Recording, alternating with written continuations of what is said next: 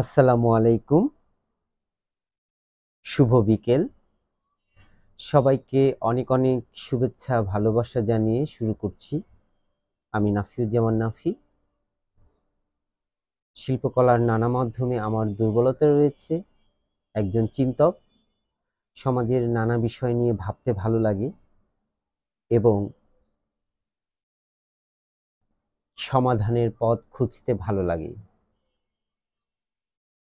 তো আজকে একটি বিষয় নিয়ে আপনাদের সঙ্গে অনুভূতি শেয়ার করব। আসলে আমরা বাঙালি, আমি বাংলাদেশী, আমরা আমি মুসলিম। তো আসলে আমরা কেমন মুসলমান?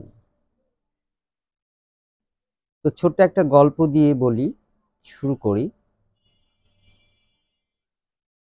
গত রমজানের কথা বলছি।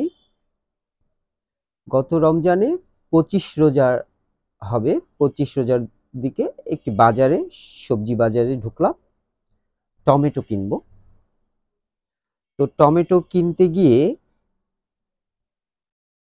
যে দোকানি, দেখি সুন্দর চেহারা, দাড়ি, টুপি, মাশাআল্লাহ, আলহামদুলিল্লাহ, সুন্দর নুরানি চেহারা।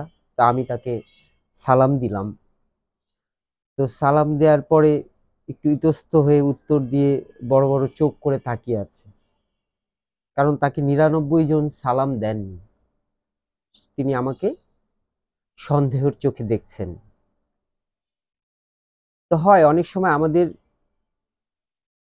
ভালো বিষয়গুলো অনেক সময় আমরা নেতিবাচক ভাবে দেখতে শিখে ফেলি, কারণ আমাদের অনেক জানা বোঝার ভুল ভাবনা তৈরি হয়। সেগুলো থেকেই আমরা ভালোকেও কালো হিসাবে দেখি, আবার কালোকে ভালো হিসাবে দেখি। তো যাই হোক, আমি বললাম, মামা টমেটো কত? তো উনি একটা দাম বললেন। তো আমি বললাম, একটু কম রাখা যায় কিনা? তো বললো যে না, অনেক দাম। তো আমি বললাম, ঠিক আছে, আপনি আধা কেজি টমেটো দিন। তো উনি আধা কেজি টমেটো দিল। তো পাশেই দেখি যে কিছু বেগুন কাটা বা শুকায় যাচ্ছে।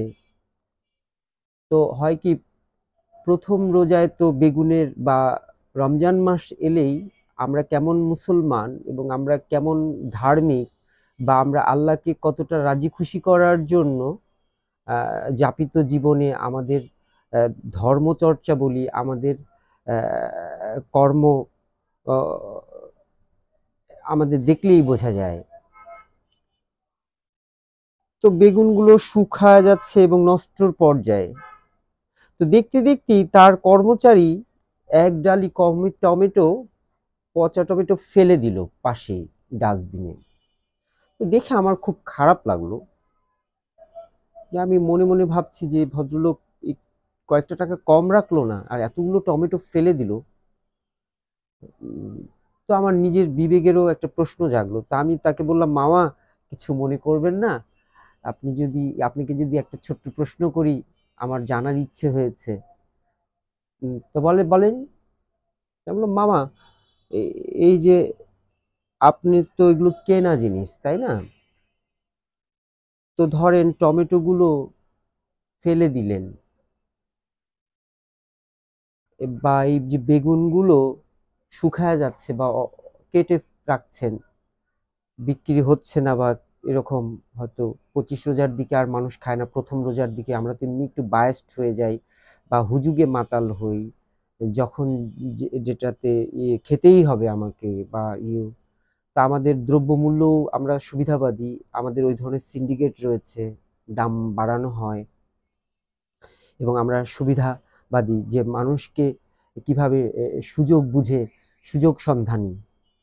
তো যাই হোক, আমি তাকে এগুলো বলছি না। তা আমি তাকে বললাম, মামা আপনার তো এই জিনিসগুলো কিনতে হয়েছে। তো বলে, হ্যাঁ। তা আমি বললাম, এতগুলো টমেটো ফেলে দিলেন। তো উনি বলছেন যে কি করব? তা আমি বললাম, মামা ধরেন আপনি এই টমেটোগুলো পচার আগে আগে, যখন নষ্ট হওয়ার দিকে, তখন যদি আপনি অর্ধেক দামে বা একটু কম দামে বিক্রি করতেন, তাহলে আপনি অর্ধেক চালান বা কিছু চালান উঠত। বা আপনি যদি অনেক অসহায় গরিব মানুষ রয়েছেন, মিসকিন রয়েছেন, তাদেরকে যদি দান করতেন, তাহলে আপনি অনেক সওয়াব পেতেন। তো মামা, আপনি তো বোকা, কিছুই পেলেন না। তো ওই ভদ্রলোক একটু বুঝে ফেলছে, কাচুমাচু করে আমাকে বলে কি, আপনি কয়েকটা বেগুন নিয়ে যান, পয়সা দেয়া লাগবে না। তো ওনার কিন্তু এই কাউন্সিলিং এর ট্রিটমেন্ট হয়েছে। তো আমাদের ব্যাপারটা কি, আমার প্রশ্নটা হচ্ছে, উনি নামাজ পড়েন, উনি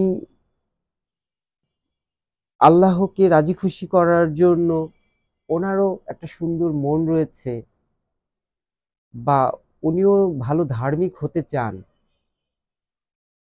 কিন্তু উনি মসজিদে যান, তাহলে আমাদের ইমাম সাহেব বা আমাদের হুজুররা বা আমাদের ধর্মগুরু যারা রয়েছেন, তারা কতটা মানে আমাদেরকে মানবিক নৈতিক শিক্ষা দিতে পারছেন।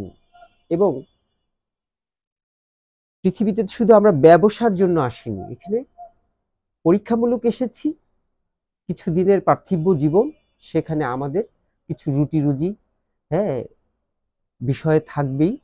কিন্তু আমরা যদি অমানবিকভাবে, আমরা যদি স্বার্থপর হই, আমরা যদি অপচয় করি, আমরা যদি সম্পদ নষ্ট করি, তাহলে প্রশ্ন আসতেই পারে যে আমার আমার প্রশ্ন জাগে, আমি এই ধরনের আমার নিজেরই অনেক প্রশ্ন রয়েছে, আমি উত্তর খোঁজার চেষ্টা করি, যে কিভাবে তাহলে আমরা নিজেদেরকে ধার্মিক বা মুসলমান বলি, বা আল্লাহ কি সব দেখছেন না? আল্লাহ তো সবই দেখছেন। তো ধরেন বাজারে তো সিন্ডিকেট থাকে, কম দামে বিক্রি করা যায় না, ফেলে দেবে, কিন্তু আপনাকে কম দামে দেবে না। আরো কিছু বিষয় আছে যে আমাদের রাষ্ট্র ব্যবস্থাপনা দেখবেন যে যারা উচ্চবিত্ত, যারা ধনী, ধনী শ্রেণীর জন্য সুবিধা রয়েছে। আপনি যখন বেশি ডিম নেবেন বা কোনো পণ্য যদি আপনি 5 কেজি নেন, তাহলে কম পাবেন। আর যে দিন আনে দিন খায়, শ্রমিক বা যিনি প্রতিদিন রোজগার করেন স্বল্প আয়ের, তিনি যখন 2 টো ডিম কিনতে যান, তখন তার 2 টো ডিমে আরো 2 টাকা বেশি দিতে হয়। আর যিনি ধনী, যিনি পুঁজিবাদ বা যার অনেক মজুত রয়েছে, অর্থ রয়েছে, ব্যাংক ব্যালেন্স রয়েছে, তিনি তো একবারে নেবেন না, তার একটু কম বেশি হলেও যায় আসে না। তো আসলে আমাদের ধর্ম বলি, আমাদের রাজনীতি বলি, আমরা সবচেয়ে মানে অমানবিক যে আমাদের সমাজকে আমরা কিভাবে পরিচালনা করছি, এবং আমাদের সমাজ যে কি নিয়ম কানুনগুলো প্রচলিত, আইন কানুনগুলো প্রচলন রয়েছে, সেগুলো আমাদের দেখার বিষয়। তো আসলে আমরা যখন হজ করি, আমরা নামাজ পড়ি, অনেক হজটা হয়ে গেছে একটা সামাজিকতা রক্ষা করার, যে পাশের বাসা উনি হজ করেছেন, আমাকেও করতে হবে, যেহেতু আমি হাজি হলে আমাকে সালাম দিচ্ছে মানুষ। এমনও আছে দেখবেন যে বড়রা ছোটদেরকে সালাম দিতে চান না, বা বাড়িওয়ালা বা একজন ঊর্ধ্বতন কর্মকর্তা তার নিচের যে সহকর্মী রয়েছেন তাকে সালাম দেন না, বা দারোয়ান হয়তো অফিসারকেই সালাম দিচ্ছেন। এই যে হীন চর্চা, মানে আমরা যে ধর্মটাকেও ভালোভাবে শিখিনি, আমাদের যাপিত জীবনে আমাদের অনেক প্রমাণ রয়েছে। তো দেখুন, আমার অনেক দুঃখ হয়, আমি খুব লজ্জিত হই, আমার প্রশ্ন জাগে যে আমরা কেমন ধার্মিক, আমরা ধর্ম নিয়ে এত বাহাদুরি দেখাই। দেখা যাচ্ছে আমি হজ করতে যাচ্ছি, আমারই আমি আমার পাশেই অনেক আমার আত্মীয় বা আমার পাশে প্রতিবেশী অনেক গরিব লোক রয়েছে, আমি হজ করতে যাচ্ছি, একাই বেহেশতে যেতে চায় মানুষ। তো নবীজি তো এমন ছিলেন না, নবীজি সবাইকে নিয়ে বা উম্মতদেরকে নিয়েই তিনি বেহেশতে যেতে চান, এবং সবার জন্য প্রার্থনা করতেন, দোয়া করতেন যে তাদের সবার কল্যাণে। এবং আমরা জাকাত তো ঠিক মতো দেই না, এবং জাকাত দেওয়ার মূল জায়গাটা হচ্ছে কিভাবে দারিদ্রতা মোচন হবে, সেটা না করে আমরা নিজেদেরকে নাম প্রচারের জন্য বা সামাজিক মর্যাদার জন্য আমরা লুঙ্গি গামছা বা অনেক মানুষকে দিয়ে নিজেকে জাহির করি। এই যে হীন ধর্ম চর্চা, এত মানে আমার তো অনেক সময় খুব লজ্জিত, ঘৃণিত, মানে খুব খারাপ লাগে। কি বলবো, আমি খুব কষ্ট পাই যে আসলে আমাদের ধর্ম মূল্যবোধটা কোথায়? আমরা যে কোরআন হাদিস পড়ছি, আমরা যে ধর্ম শিক্ষা নিচ্ছি এবং নিজেকে ধার্মিক বলে এক ভদ্রলোক বলে, "ভাই ইসলাম কায়েম করতে হবে।" আরে ভাই, তুমি সমাজে কি বলো? এই যে খাবারে কত ভেজাল, সবচাইতে মুসলমানরা আমরা খাবারে ভেজাল দিচ্ছি। দেখুন আপনি, একটা পেঁপে খেতে পারি না, একটা ভালো ফল খেতে পারি না। আল্লাহ তো আমাদেরকে সব নেয়ামত দিয়েছেন, জ্ঞান বুদ্ধি দিয়েছেন, সবকিছু দিয়েছেন। হ্যাঁ, ছোট্ট একটা পৃথিবী, আরো তো মহাবিশ্বের কথা বাদই দিলাম। সেগুলো নিয়ে ভাবার তো মানে কি, নিজেদেরকে নিয়ে এই সামান্য এই যে যতটুকু আছে এগুলো নিয়ে তো ভাবার কোনো ইয়ে নাই। সেই জিনিসগুলোকে বিষাক্ত করছি আমরা। নিজেদের, আমাদের ভ্রাতৃত্ববোধ, আমাদের একজন মানুষ যে মানুষের সহায়ক, আ এ একটা মানবিক জায়গা নেই। আমরা একটা দলের মধ্যে হিংসা বিদ্বেষ করছি, পরিবারের মধ্যে আমাদের অন্যের সম্পদ মেরে খাচ্ছে। অ্যা উম কত ধরনের অনাচার, অনিয়ম, মানে আপনি প্রতিটা আপনিও হয়তো দেখেন, আপনারা সবাই দেখেন। তা আমার এগুলো প্রশ্ন, আপনারা কিছু মনে করবেন না। আমার ভাবনাগুলো আমি শেয়ার করি। কাউকে এখানে দোষারোপ করা না। যে কিভাবে আমরা আসলে সত্যি প্রকৃত মানুষ হতে পারি এবং সৃষ্টিকর্তা যে আমাদেরকে সৃষ্টির সেরা জীব হিসাবে আমাদেরকে পৃথিবীতে পাঠালেন এবং আমরা সত্যিই অনেক এ জ্ঞান আমাদের রয়েছে এবং সুযোগ রয়েছে, আমরা অনেক কিছু আবিষ্কার করতে পারি। কিন্তু আমরা যদি মানবতাকেই প্রতিষ্ঠিত না করতে পারি, আল্লাহ তো কোরবানির গোশত খান না। তিনি যাকাত ফিতরা নেন না। তিনি ধর্ম দিয়েছেন এজন্যই যেন আমরা শান্তিতে, আমরা যেন সুন্দরভাবে বৈষম্যহীন, আমরা যেন একটা সুশৃঙ্খল সভ্য জীবনযাপন করতে পারি। সেজন্যই তিনি এত, এত নবী রাসূলদেরকে পাঠিয়েছেন। তাদেরকে আমরা হত্যা করেছি। আমরা মূর্খ, আমরা অসভ্য এবং না জেনে বুঝে আমরা অনেক সময় আ অনেক ধরনের উচ্চবাচ্য, আমরা অনেক ধরনের অহংকার বোধ, উগ্রতা দেখাই। কিন্তু এসবই তো অসভ্যতা। তো আমি ধর্মগুরুদের প্রতি আহ্বান জানাবো, আপনারা আ দয়া করে আপনারা দয়া করে আমাদেরকে সমাজে ধর্ম প্রতিষ্ঠিত করার জন্য, আল্লাহকে রাজি খুশি করার জন্য আমাদেরকে নীতি নৈতিকতা, আমাদেরকে বিনয়, শ্রদ্ধা, ভালোবাসা, মানবিকতা এগুলো শেখাবেন। তাহলে হয়তো আমরা এই যে অসভ্য, দুর্নীতি, একটা মানুষ কোটি, কোটি টাকা দুর্নীতি করছে, ঘুষ খাচ্ছে, চুরি করছে, নামাজও পড়ছি, আবার চুরিও করছি, ঘুষও খাচ্ছি, আবার আমি নিজেকে ধার্মিক হিসাবে পরিচয় দিচ্ছি।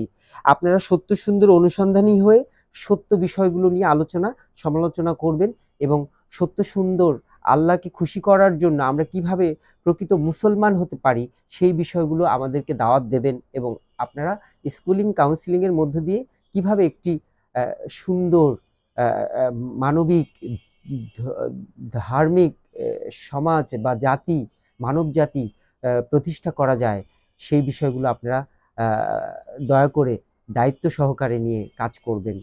এ আ আপনাদের প্রতি অনেক, অনেক ভালোবাসা, শ্রদ্ধা রইলো। দয়া করে, আমি একজন চিন্তক, আমার কোনো কথায় আপনারা কোনো কিছু মনে করবেন না। আ আ আমি আমার ভাবনাগুলো শেয়ার করছি। আমার কোনো ভুল ত্রুটি হলে ক্ষমা সুন্দর দৃষ্টিতে দেখবেন। আমি নিজেও আত্মসমালোচনা করি। আবার অনেক ভুল, মানুষ ভুল করবেই। কিন্তু ভুল থেকে শেখার জন্যই তো আমাদের ধর্ম, আমাদের শিক্ষা, আমাদের এত, এত সভ্যতা রয়েছে। এত, এত জ্ঞানী গুণীরা রয়েছেন। তারা আমাদেরকে শেখাবেন এবং আমরা আ নিজেদেরকে মানুষ হিসাবে অ্যা কিভাবে সভ্য মানুষ হিসাবে, একজন ধার্মিক হিসাবে গড়ে তুলতে পারি, সেই বিষয়গুলো আলোচনা সমালোচনার মধ্য দিয়েই আমরা নিজেদেরকে সংশোধনের দিকে, সুন্দরের দিকে নেব। অ্যা এই আশাবাদ ব্যক্ত করে সবাইকে অনেক, অনেক ভালোবাসা জানিয়ে আজকের মতো বিদায় নিচ্ছি। আমার জন্য দোয়া করবেন। আর আমাকে আ আমি যেন অ নিজেও ভালো হতে পারি এবং অন্যদেরকে ভালো সুপরামর্শ দিতে পারি। সবাইকে অসংখ্য ধন্যবাদ। আসসালামু আলাইকুম।